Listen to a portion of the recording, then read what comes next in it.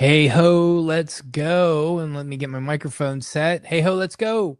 Coming to you live from 102.3 WHIV studios in New Orleans, Louisiana. This is Noise Filter, our unwavering commitment to human rights and social justice, where we cut through the noise and explain what's going on in public health simply. And today's main course is food safety with a side dish of federal cutbacks. For 30 years, the Foodborne Diseases Active Surveillance Network, that's the Foodborne Diseases Active Surveillance Network, known as FoodNet, has been the CDC's top shelf data collector for tracking outbreaks across America's dinner tables. But as of July, the CDC quietly shrank FoodNet menu from 8 pathogens to just 2, Salmonella and the sugar toxin producing E. coli. That's right. Health departments in the 10 FoodNet states are no longer required to track infections from Campylobacter, Cyclospora, Listeria, Shigella, Vibrio, or Yersinia. These 6 bacteria and parasites aren't banned from the surveillance buffet. States can keep tabs if they have the appetite and the budget. These changes stem from funding constraints. Turns out keeping up with comprehensive surveillance for 8 pathogens is a real, pricey proposition. With resources stretched so thin, the CDC decided to focus on the main troublemakers: Salmonella, which sends over 1 million Americans to the doctor each year, and the sugar toxin producing E. coli, infamous for making headlines whenever a leafy green or a burger gets dodgy. The CDC argues that both the infrastructure and the quality of FoodNet will be preserved, just with a narrow view of 6 less pathogens. But not everyone's swallowing that reassuring message. State health agencies in places like Minnesota and Maryland say they'll keep tracking all 8 pathogens, while others like Colorado may have to scale back. Food safety experts warn this cutback could mean slower outbreak detection and fuzzier data about how exactly our food supply is keeping us healthy or not. As Carlotto Midas from Minnesota's health department put it, in the long run, this will impact our capacity to use surveillance data for a clearer understanding of risks within the food supply. And if you're wondering whether these extra pathogens really matter, let's put things into perspective. Campylobacter causes nearly 2 million illnesses a year, more than Salmonella. Listeria is rare, but it is deadly. In fact, I did see it today in the hospital, but we do see it, especially for pregnant folks, newborns, and people with weakened immune systems, especially the elderly. Each year, thousands get sick from foods contaminated with Vibrio. Think raw oyster, cyclospora. Wash your fresh produce, and Shigella, unwashed hands at salad bars. In Yersinia, pork, dairy. Anyone? While some federal systems still keep tabs on dropped pathogens, FoodNet was unique. It was an active real-time surveillance net. Other systems are more of a wait and call sort of thing. That means some outbreaks might slip by until it's too late. So what does this mean for the person at the grocery store, the restaurateur, or that eternal optimist who eats potato salad at summer picnics? It means our line of defense is thinner than ever before, and that makes staying vigilant at home and in the kitchen even more important. Wash those veggies, cook that meat, and don't be afraid to ask loud questions about where your food comes from. Because here at Noise Filter, we believe public health shouldn't cut corners any more than a chef should skip hand washing. Fewer eyes on your fries doesn't mean the risks have disappeared. It just means that we're not going to catch that trouble as fast as we have in the past. And remember, in the kitchen of public health, when the CDC takes 6 pathogens off the menu, it's not just a smaller tasting plate. It's really just less food for thought. So stay tuned, stay noisy, and don't let the salad dressing distract you from what's really on the plate.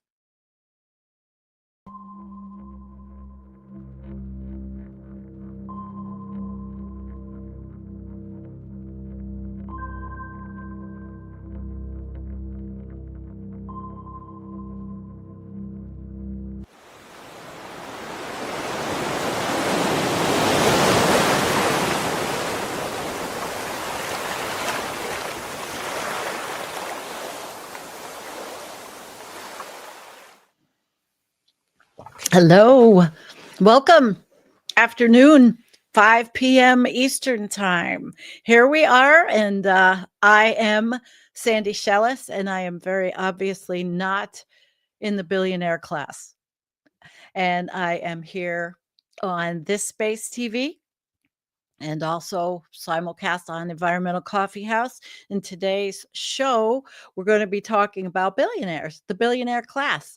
And I also have a video I made, a little one I put together. It's not AI. It's something I do. I edit and put these things together. And last night I had showed a little bit of an older one I made on Left Past 10, which was Scott Bessent. And it's very interesting because Scott Bessent, who is he's the Treasury Secretary, is not one of my favorite people. Well, they're not any of them are my favorite people. But we really need to talk about this today. I want to talk about the billionaire class and how it really rose up over my lifetime. I don't remember back when I was much younger, ever hearing much about billionaires. We talked about millionaires. Billionaire was such a abstract concept. It was just really weird and strange and, well, yeah, strange and weird and all those things. So we're going to talk about that. And I want to talk about it. I have a lot of notes. I mean, it's a concept. It happened, but they really are toxic to the planet. And yet you will hear people, or you'll see posts that say, well, gee, without a billionaire class, how is there supposed to be jobs? They give millions of people jobs. Yes, they do. But at what cost? At what cost? I mean, there's a lot of points that I came across. I started doing this on and researching the billionaire class, and it's kind of wild. And I shared some of it to my Substack, which I hope you'll all go and subscribe to my Substack at Environmental Coffeehouse, because I'm trying with that. So the concept, the first, to me, being an environmental channel, one of the most important things is the environmental degradation. I mean, these people, lots of them, they have gotten their wealth from these industries that have real negative effects on our planet, our environment. And it's been fossil fuels historically, fossil fuels and mining and deforestation to build, and urban to suburban to just keep going and going. And so much of it then contribute to the habitat being destroyed. Lots of pollution, and obviously climate change, which is exacerbating, threatens ecosystems and biodiversity. That's called overshoot. We've fairly well overshot our limits. And I did a show on my channel on the report that just came out, the global tipping points. I hope you guys watch it if you want to learn, you're interested. But the thing is, it's not easy and it's not fun to understand how messed up things are. Now, then there's the carbon footprint, which really was a machination of the fossil fuel industry to make us feel bad about what we did, when possibly we've had no choices in the matter, because they haven't given us choices, or choices that anybody could afford except for very wealthy or billionaires. So I'd say that these lifestyles of these billionaires, they have such high levels of consumption. And so by virtue of that fact, it's carbon emissions, private jets, these mansions, these huge yachts. When I was in Martha's Vineyard, the last time I was there was with my husband, the ex-husband, and we were walking around and looking at all of these yachts that were docked there. They were so big, so big. And then there's the ever increasing size of cruise ships for the proletariat, because they can't afford, we can't afford a yacht. But really, it's just so, they are disproportionately screwing up everything on this planet compared to us. And here I do try constantly with my carbon footprint. I talk about it all the time. But, you know, emissions, and it's led to where? It's led to some dire predictions, and they're not predictions. The science is panning out. It's fanning out. From the time I started my channel, it really well, it's exacerbated faster than previously expected. So they exploit natural resources for money, for profit, prioritizing always the short-term financial gain over long-term. When I was in my career, they would tell you, well, invest for the long term. Did they do it? Those people all the way at the top, like Scott Besson and Howard Lutnick? No. And they do it, and they don't care, and they over extract. And it causes water shortages, like I talked about in the first show I did on this channel about data centers. And ecosystems collapse. And we see it's collapsing around the world. And it's going to affect future generations. I put an S. Generations. Nobody has a crystal ball. Then there's their political influence. The wealth and the power that these people have translates really into significant influence, which I'll show you in my video when I play my video. They lobby. They get lobbying people, and they help fund campaign financing. Obviously, since Citizens United in 2010, corporations are people, which is just sickening. Then they bought, these billionaires, they bought the media everywhere. So they shape policies. And these policies are so that they can, corporate interests, number one, corporate interests. And don't forget, though, there's people that say, but it's jobs. It could be a lot different. So prioritizing corporate interest over environmental protection.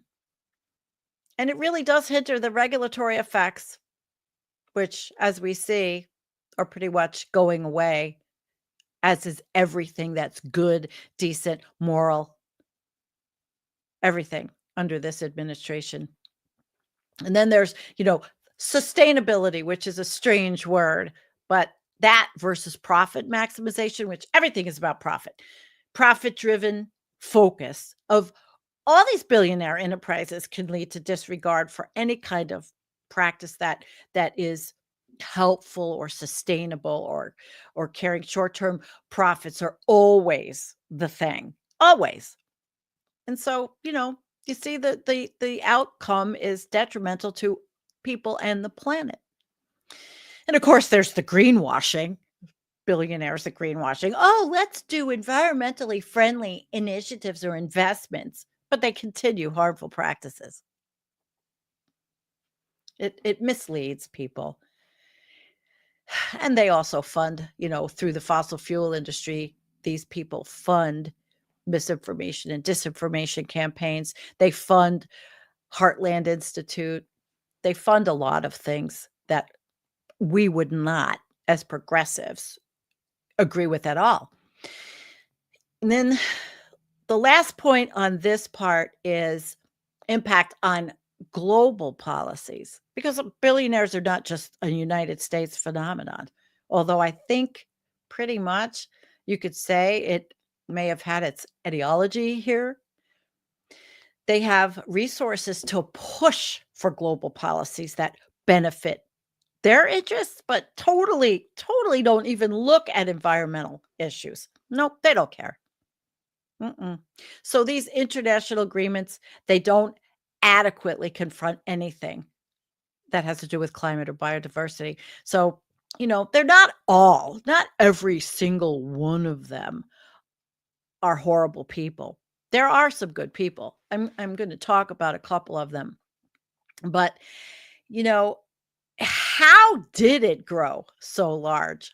And over my life, as I've seen this, it's economic and technological and social and political. They've it's over several decades. Like I said, I'm the senior member here. I've seen it. I've lived it. I've experienced poverty. I've experienced having a great career. I've experienced the whole gamut. Didn't pay my student loans off until I was 50. I mean, I've seen it all. I have the experience to be able to discuss a lot of things because there ain't nothing I haven't been through. Seriously. So, some of the keys to why they came was, again, the global markets, you know, economic globalization, I guess you could call it. I watched NAFTA and the trade agreements and all these things, and I remember everybody fighting. NAFTA's terrible. NAFTA's good. NAFTA's great. There were the people that were America. Well, it wasn't America first then, but they were screaming about nationalism. But the interconnectedness has allowed businesses to just expand internationally. So companies can, they're everywhere and they can tap into new markets and they can bamboozle and manipulate their way right into everybody's purse. And the technological advancements, wow, we're seeing this so fast, so much. Just in the last few years, I remember just a few years ago, doing my shows, we hardly ever talked about AI. We didn't even, it wasn't available. There was no chat. What is it? Chat GPT or like Grok, which is on X. No, we didn't have it. And now all of a sudden it is so fast. It's happening so fast that it's leading to the need for data centers, which are just horrible. Go back and watch the show I did on that if you want more information. So all these industries that create jobs are also destroying the planet. And the internet, I mean, I grew up in a time we had a dial phone. Who would have thought? Information technologies, these entrepreneurs, they scaled their businesses like Facebook. I remember I was on what was it, MySpace? Not this space. This is this space, MySpace. And my daughter had Facebook and she said, you should try it. I did. I'm still on it. We have a thriving page. It's just that the page has maybe 20 plus thousand followers, but there's so much information on it. People just, their eyes glaze over. They don't want to read anymore. It's sad because our editor is great. Jonathan puts some really great threads and stuff up there. And then there was like financialization of the economy. I read some stuff about this, which was very interesting. It is the wealth concentration. And it was hedge funds. We never heard of a hedge fund, back in the day, or at least my parents didn't. Private equity and all kinds of investment things that created opportunities for these firms to, just individuals and firms amass enormous wealth. Enormous wealth. At what cost, though? And the tax policies. What do we see? We see an administration, this administration, the first time Donald Trump was elected, cuts taxes for the wealthiest, and this time, and it is a detriment for everyone but the top little detriment, the little 1%. Bernie Sanders talks about it. He's been talking about it his whole career. And what happened? Nothing. He can talk blue in the face. Money is everything. And then there was deregulation. Deregulation in so many industries made it just, let's take some risks, let's consolidate, let's grow their wealth fast. They could grow their wealth really fast. And banking, telecommunications, energy, no clean energy. There's no good energy. Even if I love batteries, there's no clean energy. And we have an entrepreneurial culture, which is more like you're on your own, kind of shit out of luck, but that was okay. Let's just do all these startups, and we have all these technological startups, and that's the tech boom, which we are sitting here virtually on the tech boom. We are the tech boom because we are consumers of the tech boom. We do what is out there. We are here. I have lights. I have computer screens. I have the phone. I have, all the shit, right? Then you never think about this inheritance. Billionaires, a lot of them are maybe self-made, like I guess, Zuckerberg, but a lot of them inherited it, like our orange turd president. And the wealth concentration, it just goes through generations. So there's so many people that they just pass down their assets, and it leads to these dynasties. I mean, we used to watch these old shows on TV where everybody was just, there was one called Dynasty. People have always loved to watch the rich and famous. Lifestyles of the Rich and Famous was a show. And that's how the orange turd got he got coverage. He was on the pages because supposedly he was wealthy. Have you ever noticed that? And I see this all the time. Republicans always vote for the billionaires. The Bushes were billionaires, except for Reagan. He wasn't a billionaire, but I mean, they love voting for these freaking wealthy people because they think, well, they must know what they're doing. And obviously, look where we are now. We've got the worst president in the history of this country, dismantling every single thing that's good. Then the markets, monopoly and monopolistic practices. And they've really gotten their dominant positions in the market. And they will stifle competition because they pay people off. In the government, they buy their politicians to change the rules, to change things. So these owners and shareholders, well, it's totally negative effects on this. Now, there have been the crises too, like 2008. I remember it. In 2008 because I was at work, and I remember hearing everything that was going on, global crisis, and it was a financial crisis. But what happens? People get hurt, but the wealthy, they result. I mean, it can result in wealth accumulation. They even have more money. They insider trading or whatever vehicle it is. They can buy the assets at these discounted prices during these downturns. And so they increase their wealth. So they like them. We suffer. They don't give a shit. I honestly think they don't. I think they're psychopaths. Or they turn into something about money makes people turn into psychopaths if they weren't before. And then there's the good old lobbying and political influence. They have it. And they shape the regulations and the policies. And you see the fight now, putting Lee Zeldin and Chris Wright, architects of human extinction, in these jobs to get rid of environmental regulations. I mean, there's no industry that's not touched now. All of them are. So, they want to benefit their companies. That's really what they want to do. All right, I'm going to play a little video I put together for you guys. It's follow along. It's just things I like, I find, and I put them together. And again, I tell you, it's not AI. Here we go. For the human race to endure, right? You're hesitating. Yeah, well, yes, I don't know. I would.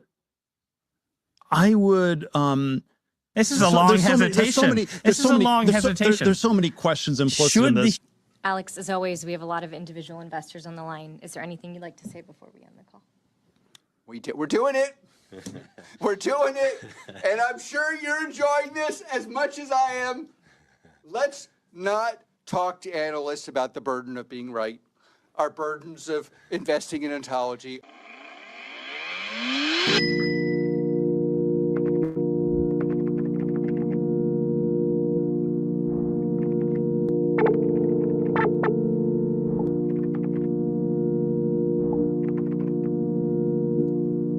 Burdens of actually looking at the math, the burden of reading what the Rule of 40 is, the burden of being honest about what an enterprise software company is, or the burden of explaining to your friends that you're really happy. Maybe we should just stop talking about it. I'm very happy to have you along for the journey, and you are partners for us. Every Palantirian, we are crushing it. Everyone else who's listening, we are dedicating our company. We have dedicated our company to the service of the West and the United States of America, and we're super proud of the role we play, especially in places we can't talk about. And we love our success in the U.S. and globally. Also, you know, we are doing in the United Kingdom and many other places. Palantir is here to disrupt. There is nothing that prevents the dark money interest from going to the candidate and saying, you know what I can do? I can drop $20 million against you. If you're my enemy on climate change, if you're my enemy on crypto, if you're my enemy on Wall Street regulation, I'm going to spend that kind of money against you, and you'll never even know it's me. It's going to come from the Association for Peace and Puppies and Prosperity, and then the candidate changes their behavior because of that threat. And nobody ever sees that because no dark money was ever spent. So it is actually worse in its effect on Congress than people understand. And at least if a big dark money spend gets made, investigative reporters can scratch around and maybe 2 or 3 years later, you can figure out something about who spent it. But that private meeting with the emissary from the dark money interest to the candidate or the chief of staff or the candidate's campaign manager saying, get right on this issue or we're going to crush you. Nobody will ever see that. That leaves no shadow. And that is deeply, deeply dangerous. You need a higher purpose, and I also think you often need a lower purpose. Like the higher purpose for me. What's a lower purpose? Well, I love the idea of getting a drone and having light fentanyl-laced urine spraying on analysts who tried to screw us. You are a self-described democratic socialist. Do you think that billionaires have a right to exist? I don't think that we should have billionaires because, frankly, it is so much money in a moment of such inequality. And ultimately, what we need more of is equality across our city and across our state and across our country. And I look forward to work with everyone, including billionaires, to make a city that is fairer for all of them. All right, there you go. My little clips and video of Alex. That Carp guy is a sociopath, psychopath. He is crazy, I think. I think he's crazy.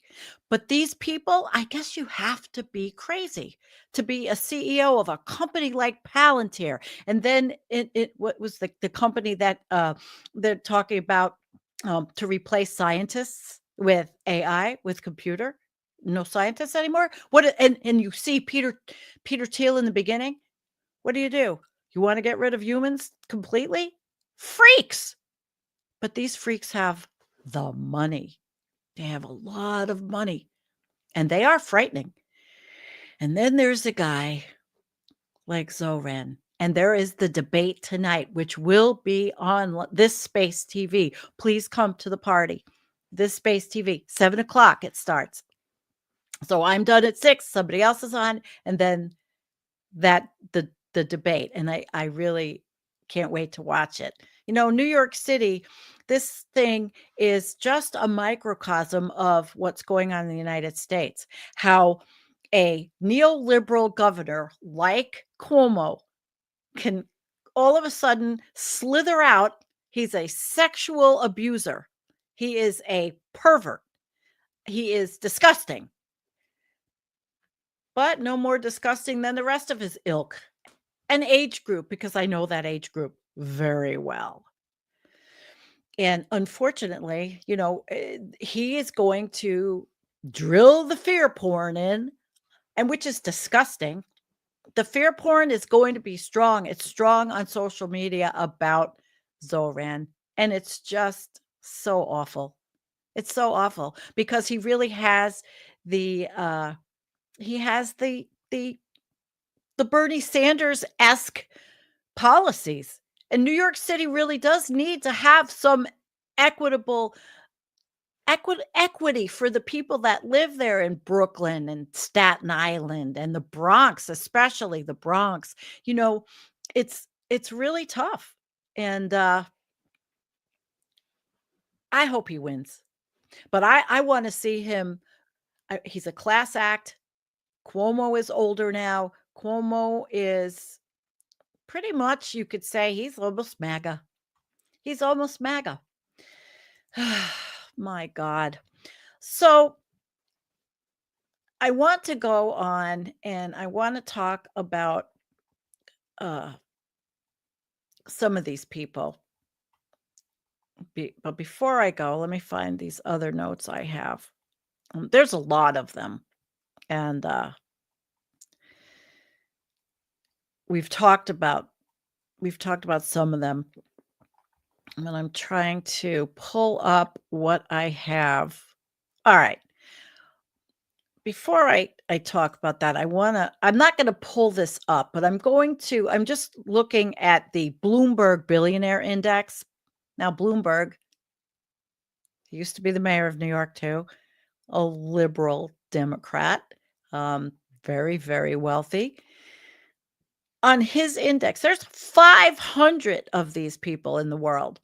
Elon Musk, the curator of Doge, the chainsaw massacre guy himself, 452 billion as of October 15th. I mean, just saying it is hard. It's really difficult just to say this.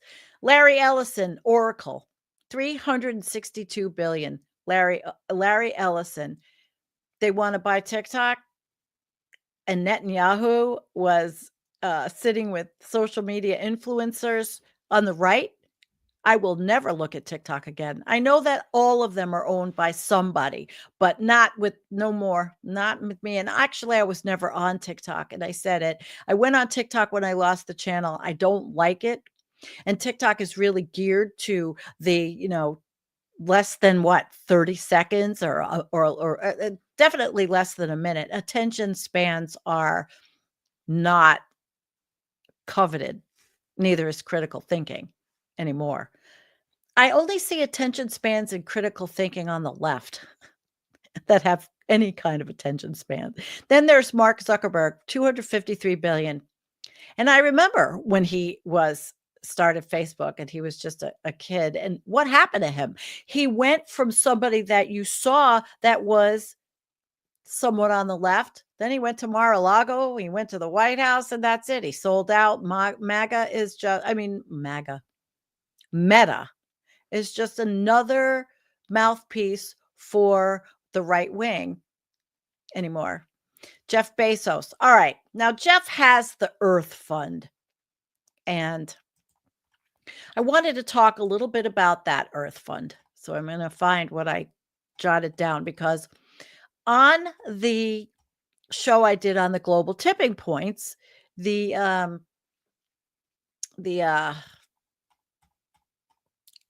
Jeff Bezos's fund, the Earth Fund, contributed to doing this scientific research and report. And there are people that think that that's sort of like a conflict of interest. Now, I worked in higher ed research, and when it was not public funding or government funding, and it was private funding like these foundations, there are certain sets of deliverables.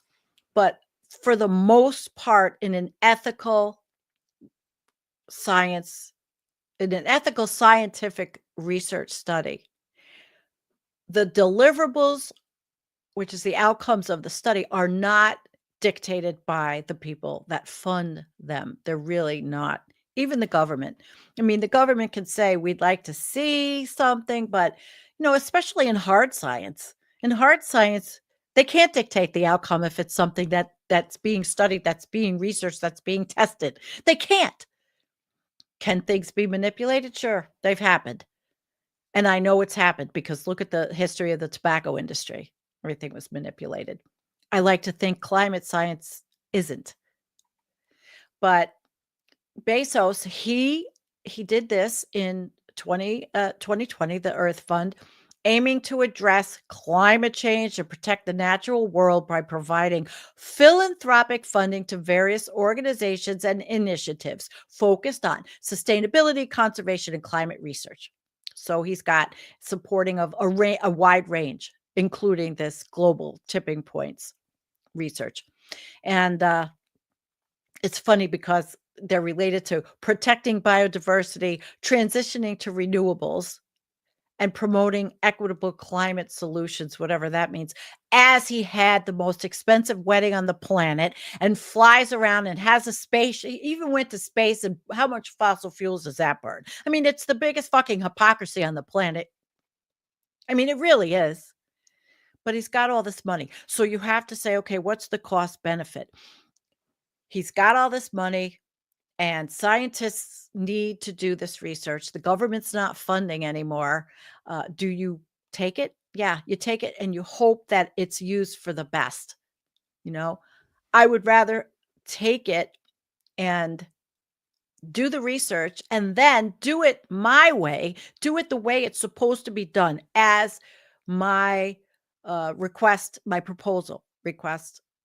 proposal for the research said it, lays it out. And then if the fund gets angry that they didn't get something, well, don't take funding from them anymore. Because in the contract, they'll never say that they have control of the deliverables, the outcomes. They won't. So, but I just think it's hypocritical. And it was directly, it was, they had money for the global tipping points research. And like I said, the research initiatives and the assessing this in the climate system, it's all kinds of people that were involved in this research, all kinds of academic institutions, all kinds of research organizations. That's how science research is. It pulls together and piggybacks off of research that was done before. And when you look at a paper, let's say, that's been published in a publication, in a journal, and you'll see so many references because it's pulling from stuff that was done before. So, there's climate scientists from around the world. There's so many people involved in this. They really cannot tell you. Yeah, they might want to have the latest investment in some renewable energy, or yes, it might have been, I made a joke with someone about the fact that because of the coral reefs being the first tipping point, or this big tipping point that's been in the news, that, oh yeah, the Bezos fund, because they want to ride by in their mega yacht and they want to see colorful coral reefs. They don't want to see dead coral reefs when they're snorkeling. I mean, who knows, but that was my thought. It was just a thought. But really, all the money in the world, there's still going to be independent scientific research methodologies used. And I like to be a person that trusts the science. And like I said, everything can be compromised, but I don't think this particularly was in any way. So that's all I wanted to say about this. And then I also wanted to talk about these people, these billionaires. Do they see themselves? Do you think they see themselves as superior? I thought about this one, and with all that wealth and the status and, and everything, How did they get there? Are they feeling superior? Do you think Peter Thiel thinks he's superior? How about Larry Page, who's in technology? All these people that are the top are all in technology. Larry Page, Sergey Brin, $205 billion, people you never heard of. Bernard Arnault, Steve Ballmer. And you find these people, technology is insane. Now, then there's Warren Buffett. He's not even at the top. The Walton family, Bill Gates, Bill Gates is number 15 on this list. And it goes down and down. And then there are people we've never heard. Then the Koch family is there, but they're number 22. They're only $80 billion. Imagine that. 80 billion, gee, is that enough? When is enough enough? When is enough enough? There's a lot of people, Tadashi Yane, Germain Larea, Jacqueline Badger Mars, John Mars, Ken Griffin, they're people in finance, but technology is overwhelmingly represented on the list. It's completely represented. Some real estate, some industrial. Klaus Michael Kuhn, 38 billion. Some have actually lost a little bit of money. Mackenzie Scott in technology lost 2.56 billion. Oh my goodness. An American. And then there's Mark Matschitz. I can't. It's Mateschtitz. Matschitz. 37.38 billion. Gained 336 million from Austria in food and beverages. Chinese people make the list, and they're industrial. Some are just, they say, consumers. Gee, where's the YouTubers on this list? I'm lucky if I earn $200 a month. And that, my friends, is why the channel may have to go dark if I can't afford it. But I'm not going to keep saying that every show. It's really sad. It's a tough thing. But so finance and technology, industrial, some commodities. Energy is not overwhelmingly on the list, but there are people from all over the world. All over the world on the Bloomberg list, and Sweden. But the United States is fairly well represented here. And it is quite something. It's quite something. So I want to, let me pull up I'm using my notes on my Mac, my notes program. So we can go back. So you see these things, these people, these issues, and they shape cultural narratives. And especially in the United States, how I said we glorify this kind of success. We vote for it. We think that they're better. We've been taught to think somehow these people, because they made so much money, that they're better than we are. Yeah. And they say, okay, intelligence and hard work and innovation. That Alex Karp guy, literally, I saw an article that he said, if you're in Gen Z, forget about a social life, forget about having any kind of life other than your career. If you want to make it, you'll have no life. Basically, this is what he's telling people, that you'll have no life. But I don't know. I don't think that our president has intelligence or ever had anything that was hard for him. And certainly not innovative. No. But these people think they're superior, and especially the white Christian nationalist ones, which is dominating in the US right now. It's very scary. And of course, they're so isolated. When our president screams and yells about these cities, he was from New York. He went out of the Trump Tower. He went out of the building, got into a limo, took the limo to the other side to a restaurant or wherever he was going, and went back in the limo. They don't see anything in the natural world.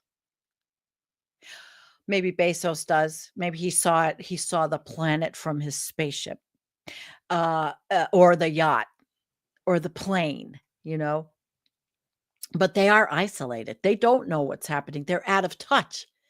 They shouldn't be running cities. They shouldn't be politicians. They shouldn't be winning elections.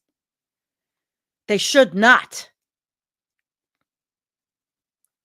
Yeah. So they isolate themselves. But they also get, they do get scrutiny and criticism. I mean, look what Elon went through. Elon thought this was going to be a cakewalk. And he pretty much got very badly damaged by the orange turd. He got damaged. Tesla lost any kind of respect, especially with people that were looking to have these kind of vehicles, the electric vehicles. And then all of a sudden, the people on the right were protecting Tesla dealerships from protests against Elon for his Doge cuts, which is happening. It's not even Doge now, which was a joke. Now the government shut down, which they love, because Russell Vogt, the author of Project 2025, who is the OMB guy, that they're just firing people, thousands of them. And they're screaming about back pay for federal workers like air traffic controllers that I wouldn't fly. Oh my gosh, I wouldn't fly. And these people are working without pay. That is one of the most high-stressed jobs on the planet. They're working without pay. They have to get up in the morning. They got to get their kids to school. They have to drive to work. They have to afford gas. You don't do air traffic control remotely. And of course, that public perception has a media. The media is behind it and how they're portrayed. Most of it, they'll say, oh boy, they're so philanthropic, or their businesses are so successful. They're so superior. But do they ever talk about the fact that these mother effers are tax evaders and destroying the environment? No. And there's then the psychological factors for these people. Their self-perceptions must change over the years. Money changes them. It changes them. I mean, even if you come from a very humble beginning, something happens in your brain. It does. I think it does. So let's go a little bit over to this other bunch of notes I have. If I gotta find it now, I forgot what I called it. Oh, shoot. Okay. My gosh. It's so hard sometimes. Okay. I'm going to read you something, but I did I put it on here? No. All right. Let me finish the one thing. I'm sorry. Sometimes I have so many screens open. I don't know where to go. But these billionaires, they're not all right wing. There are some people that may fancy themselves progressive. Like, remember Richard Branson, the guy from Virgin?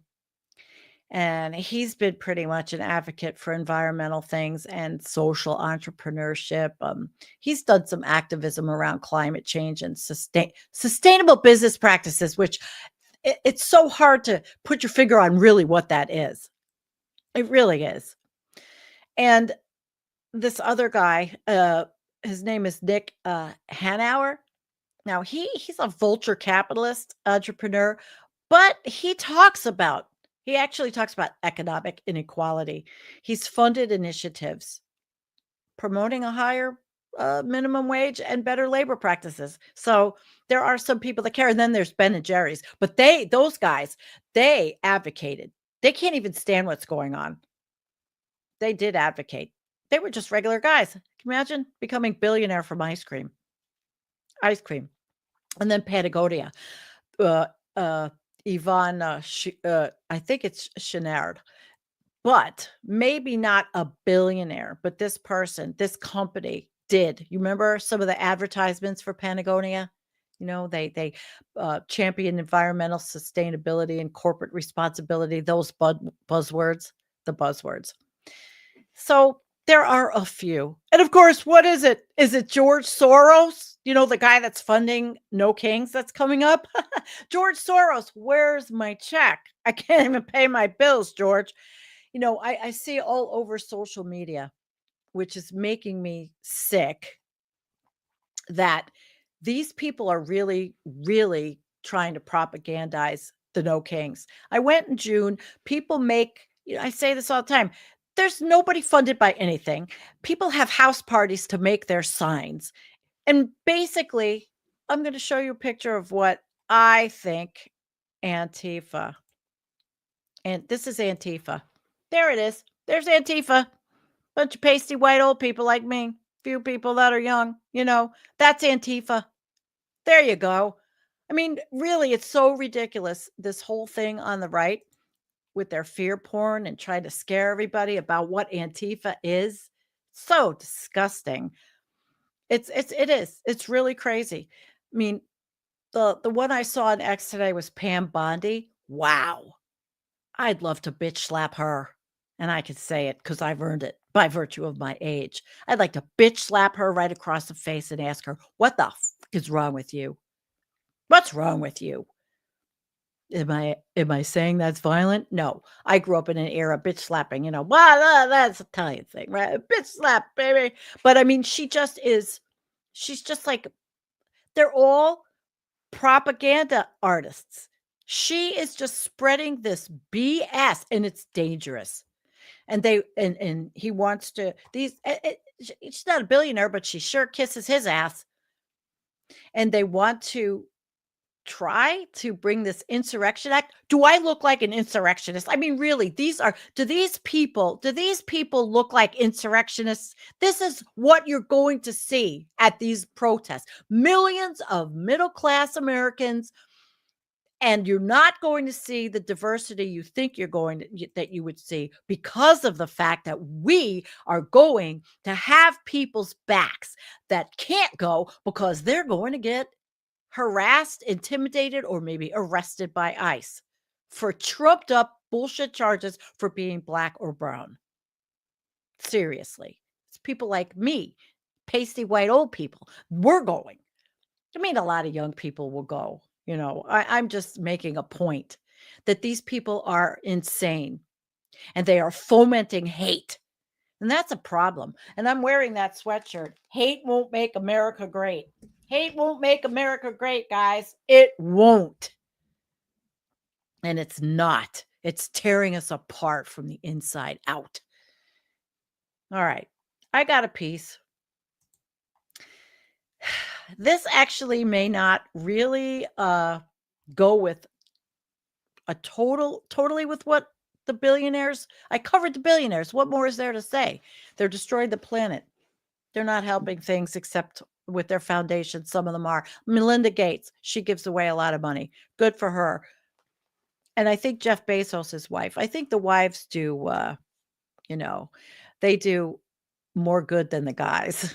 These, except for what's her name from the World Wrestling Foundation, who's destroying the department, Linda McMahon, who's destroying the Department of Education. All right.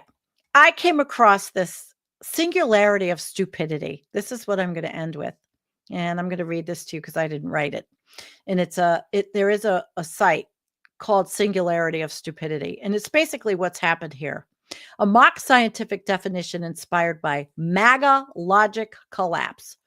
So the definition of, and again, I'm reading now, which when I have my notes, I'm not reading, I'm looking certain buzzwords that I put down, but this is different. The singularity of stupidity is the hypothetical point at which accumulated ignorance, denial, propaganda, and unwashed Facebook memes become so dense, so gravitationally idiotic that not even truth can escape. Once this threshold is crossed, all remaining intelligence is sucked into a vortex of nationalism, Bible cosplay, and bootlicking authoritarian fetishism.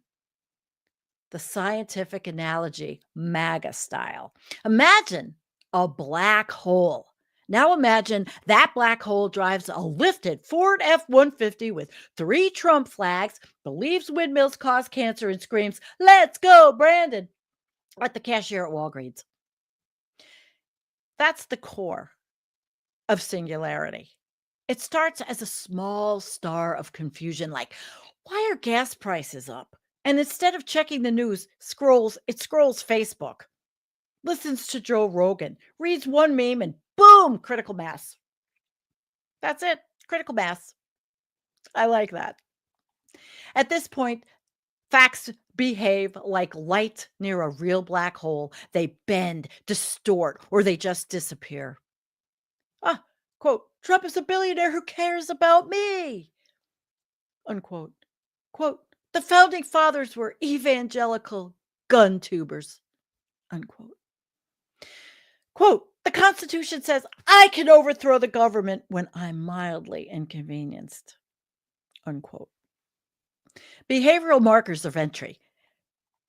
Okay, this is important. Listen up. They replace all their decals on their cars with eagles, Punisher skulls, and stickers that say, "F your feelings." They believe that owning 40 guns will protect you from the U.S. military with drones. Thinking Elon Musk is both a free speech savior and a God-chosen meme lord. And unironically quoting JFK while demanding authoritarian rule. Now, here's the experimental proof. Give a MAGA subject a Mercedes-Benz with free gas, healthcare, and education. Wait 24 hours. Now, this is, you're doing the experiment. Wait 24 hours. They'll trade it for a rusty Dodge Ram, a Bible signed by Trump, and a half-price ticket to CPAC. Why? Because the Mercedes feels European and it's woke. This irrational behavior under intense pressure is known as the MAGA gravitational collapse. It's when logic folds in on itself until all that remains is pure, condensed, patriot branding stupidity. Now, the last word. Once inside the singularity of stupidity, there's no escape. Only louder voices, more flags, and a growing belief that Trump was sent by God and JFK Jr. was his running mate, and the true Constitution is hidden in Hunter Biden's laptop. Singularity of stupidity. I love it, with a scientific bent. I hope you liked it. I really liked it. I like it. I liked it. So we've got 6 minutes left. Billionaires. You think there'll be any billionaires at the No Kings marches? I'm going. I'm not telling anybody where I'm going. Nope. And like I said last night, I've left past 10. I got a wig and everything. I don't know what I'm going to do yet. I'm going to have fun with it. We are in the most serious times. Could get arrested. We don't know. They are closing. There's some military bullshit going on in Southern California where they want to close I-5 so they can snarl traffic so people can't get to a protest. But people are going to march wherever they are, whatever small city they're at. And I mean, that's what's happening here, right? And they want to actually have this military thing. I think it's Fort Pendleton. And they want to, from the water, from their ships, throw bombs. Can you imagine an accident? I can. Because as I've said, last year, these people are just waiting to have firing squads at the border. And if they could, and you've seen the videos, they would have firing squads right in Chicago. They would have firing squads in every blue city they could. And Memphis, because it's black. That's how bad they are. Yeah. Groove Dragon, singularity of love is the only answer. I don't know if I could see how to put it up. I don't think I could put it up. But singularity of love is the only answer. Well, love is a good thing. But John said, oh, John, they said it's going to stay open. It'll stay open. Oh, so that the people, if you're marching there, be careful. We don't want any kind of bombs to hit you, for any wayward bombs from the military ships. Gosh. So billionaires suck. Could it be different? Yes. Should they exist? No. In my lifetime, I cannot believe what I've witnessed and had felt powerless so much with all the marching, all the things I've done. And look where we are. Look where we are. So corrupt, so much corruption, but you never give up. Never give up. You fight, you march, you do all that. I should really show you to end. Do I have enough time to show you Tony's little video? You know what? I'm going to see if it's on the desktop.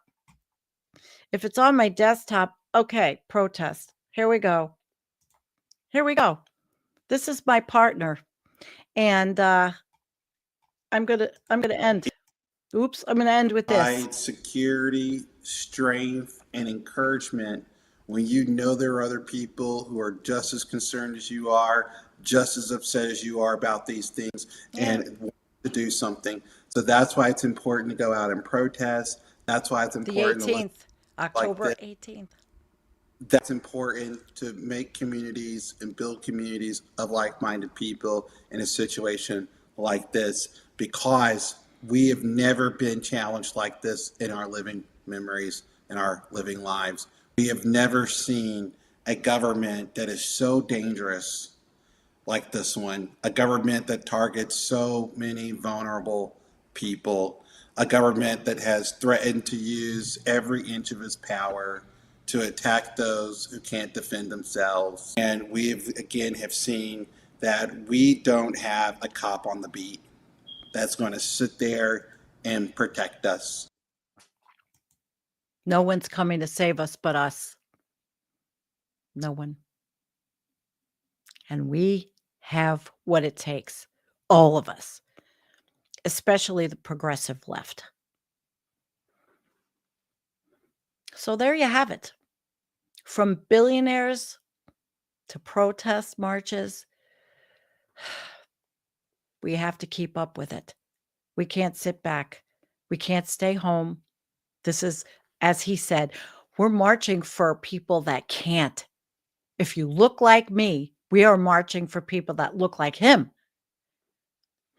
my partner, on the channel.